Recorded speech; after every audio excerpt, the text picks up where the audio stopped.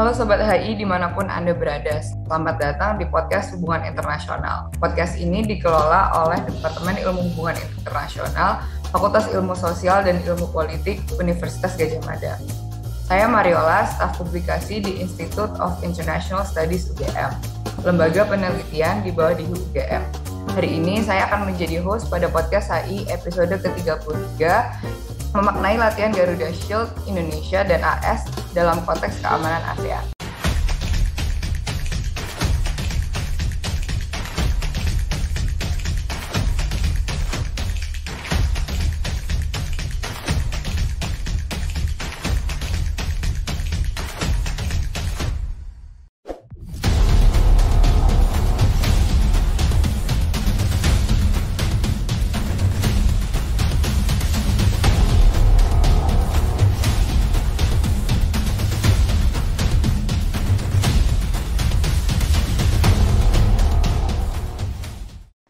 Pada awal bulan ini, tepatnya pada tanggal 1-14 Agustus, Indonesia dan AS menyelenggarakan pelatihan Garuda Shield ke-15, yang merupakan latihan Garuda Shield terbesar, yaitu dengan melibatkan lebih dari 4.000 prajurit.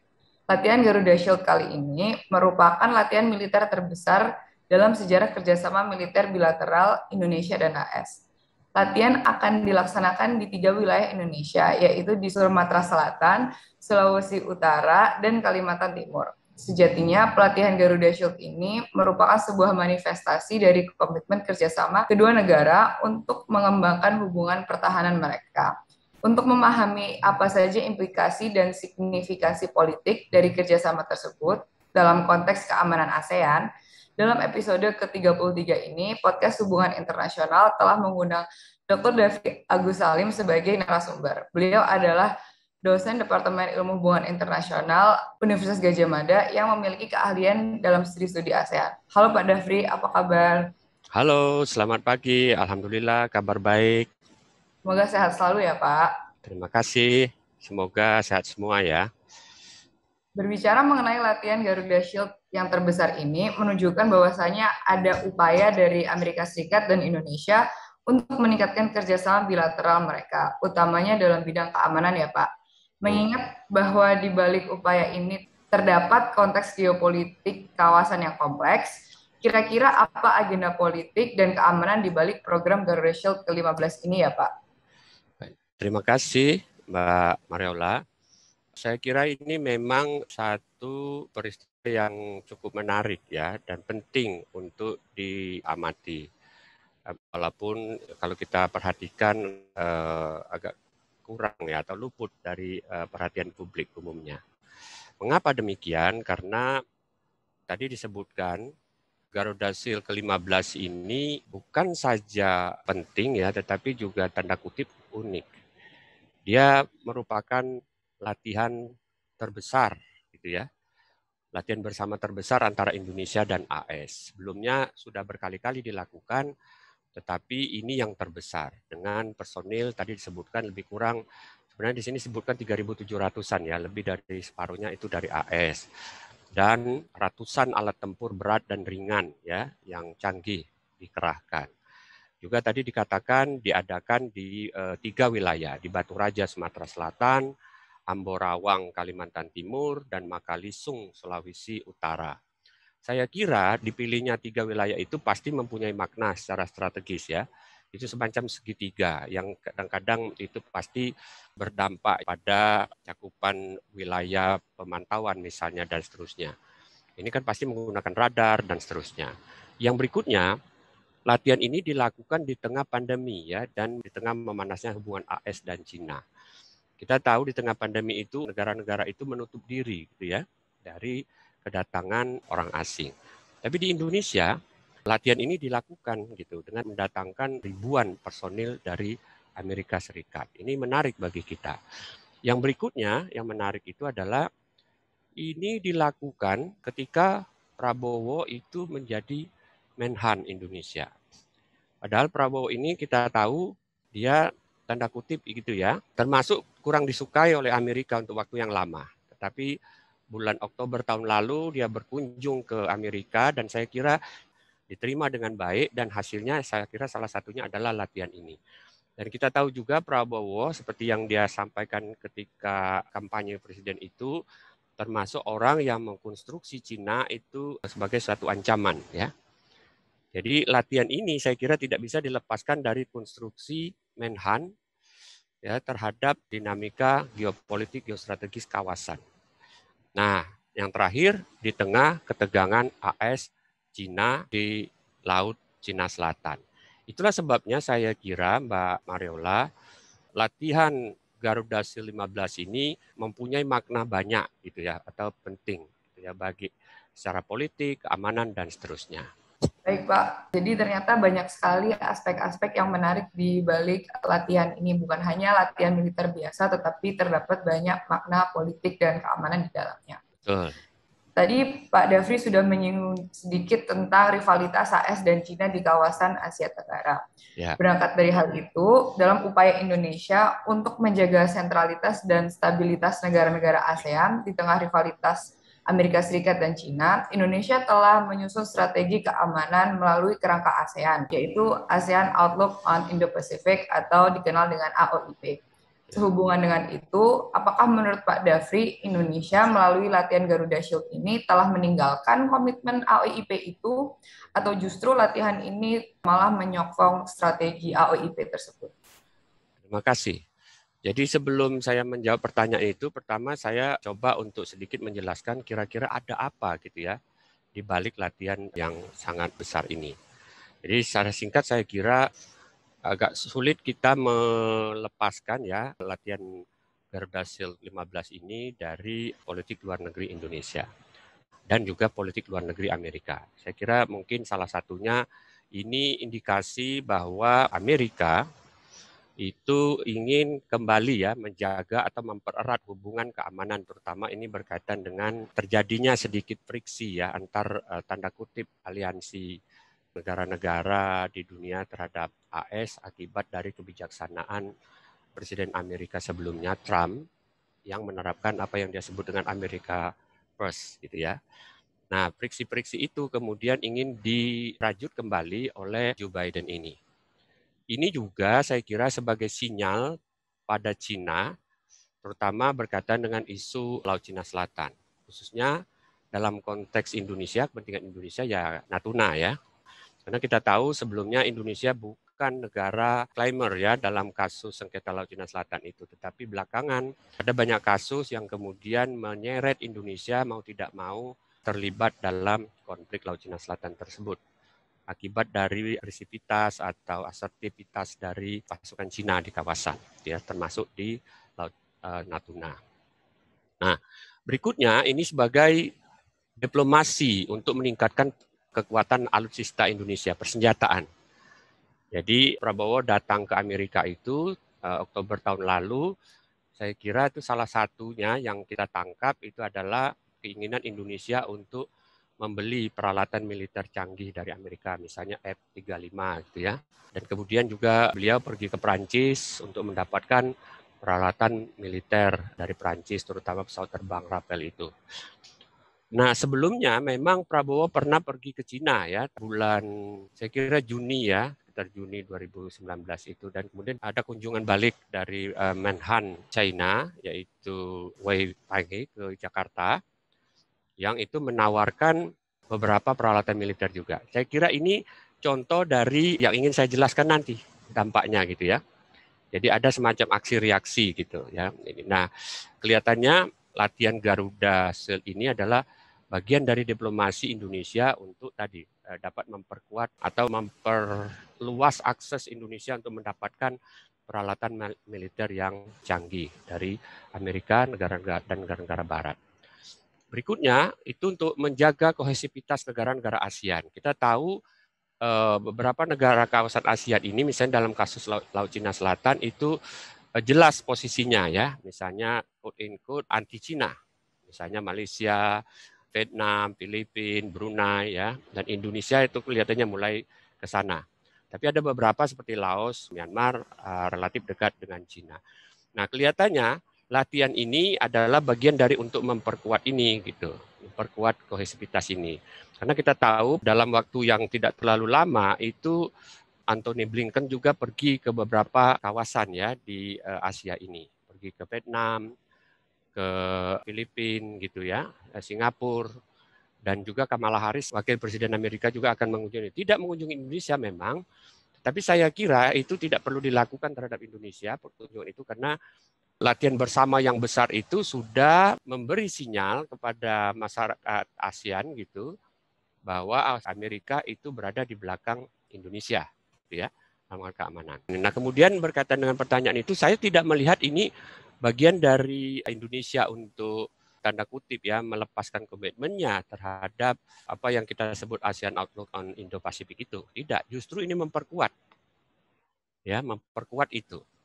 Jadi ASEAN Outlook on Indo-Pacific itu kan kita tahu Indonesia itu salah satu negara yang terdepan itu ya, berkomitmen untuk konsep Indo-Pasifik itu dibanding negara-negara ASEAN yang lain.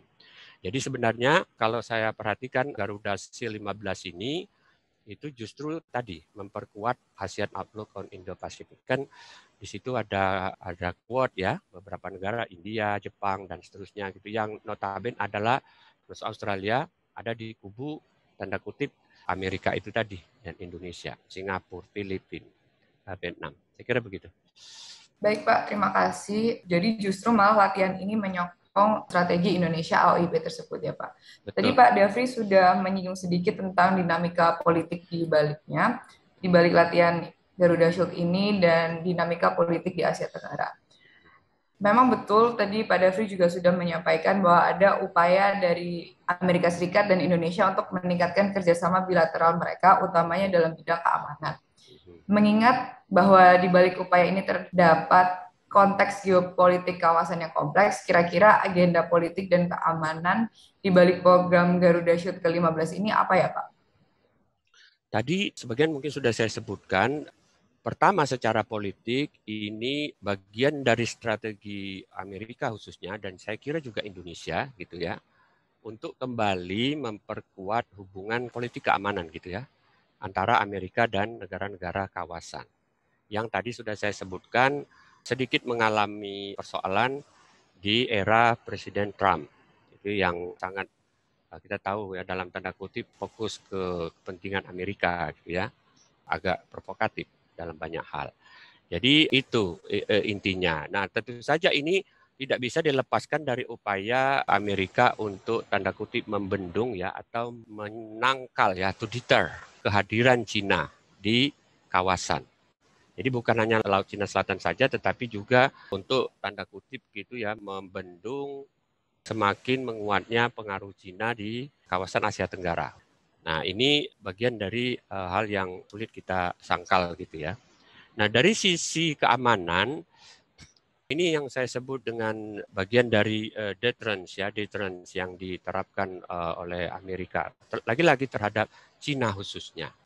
Mengapa demikian? Karena sebenarnya secara teoretik satu negara itu yang meningkatkan kekuatan militernya biasanya akan direspon oleh negara lain, baik itu tetangga atau bukan, yang mempunyai persepsi ancaman terhadap satu negara tersebut itu dengan cara yang sama dan itu tidak bagus. Tapi saya kira dalam konteks ini kalau kita teliti jauh lebih ditujukan kepada penangkalan terhadap Cina. Itulah sebabnya kalau saya perhatikan kenapa Menteri Pertahanan Amerika kemudian nanti Kamala Harris akan ke Singapura, Filipina, dan Vietnam, tidak ke Indonesia. Saya kira itu bukan berarti kemudian Amerika mengabaikan Indonesia kalau saya melihatnya tidak. Tapi mungkin itu bagian dari strategi Amerika untuk meyakinkan tiga-tiga negara ini bahwa latihan kita dengan Indonesia itu pertama, itu memperkuat bahwa Amerika ada di belakang negara-negara yang notabene adalah mengalami konflik dengan Cina di bidang politik keamanan. Gitu ya. Yang kedua, latihan bersama itu tidak dimaksudkan untuk mengancam negara-negara kawasan seperti Singapura, misalnya Filipina atau negara-negara lain. Saya kira itu. Dan ketiga, itu juga mungkin bagian untuk sedikit meredam respon yang keras dari Cina ya kemungkinannya. Baik Pak, terima kasih.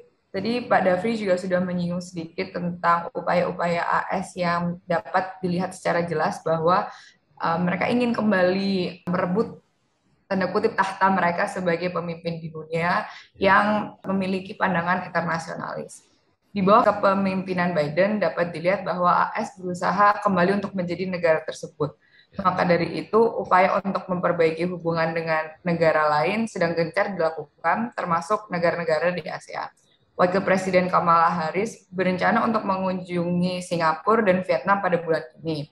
Menteri Pertahanan AS juga melakukan tur keliling Asia Tenggara, dan dengan adanya ekspansi latihan Garuda Shield ini menunjukkan bahwa Amerika Serikat sedang berusaha untuk mempererat dan merajut kembali hubungannya dengan negara-negara ASEAN. Maka dari itu, apa ini bisa dibilang bahwa ini merupakan tantangan terhadap netralitas ASEAN ya Pak? Lalu bagaimana negara-negara ASEAN dapat menghadapi tantangan tersebut? Ya, secara konseptual saya kira iya itu merupakan tantangan pengertian netralitas itu. Tetapi yang kita tahu selama ini konsep netralitas di ASEAN itu fokus kepada aliansi secara formal. Jadi bukan dalam bentuk kerjasama keamanan, itu beda ya. Jadi misalnya netralitas itu artinya tidak masuk secara formal langsung ke dalam satu aliansi. Misalnya fakta pertahanan gitu ya, yang tertulis. Misalnya kalau dulu ada NATO, ada SEATO di Southeast Asia ya, ada CENTO, ada ANSUS di selatan sana. Nah, kita tidak mau masuk situ. Tetapi faktanya bahwa negara-negara ASEAN itu selalu terlibat dan tanda kutip gitu ya, bergabung dengan kelompok-kelompok kekuatan tertentu dalam politik keamanan itu nyata gitu, real. Coba perhatikan misalnya Singapura. Singapura itu kan tidak terlibat fakta, tapi dia jelas-jelas itu bagian dari kubu Amerika di bidang pertahanan. Kan Singapura menyediakan fasilitas pelabuhan macam-macam untuk kapal perang Amerika di situ. Filipina dulu real ya, ada pangkalan militer di Filipina dan seterusnya. Kemudian itu ditarik di Subic dan Clark ya. Tapi itu bukan berarti bahwa hubungan keamanan pertahanan mereka dengan Amerika itu hilang, tidak, tetap saja gitu ada gitu ya. Sebaliknya, Vietnam dulu agak dekat dengan Cina, tapi sekarang malah berlawanan dengan Cina dan justru dekat dengan Amerika, gitu ya. Thailand secara formal tidak pernah terlibat di mana-mana, tapi semua orang tahu peralatan militernya, kebijakannya itu semuanya dari Barat, gitu ya. Nah, jadi ini bagaimana dengan Indonesia? Indonesia juga kalau kita perhatikan politik luar negeri Indonesia bebas aktif dan seterusnya, tapi dalam pelaksanaannya orde lama kita cenderung ke kiri, ya kan? Cina, ya Soviet. Orde baru kita ke kanan.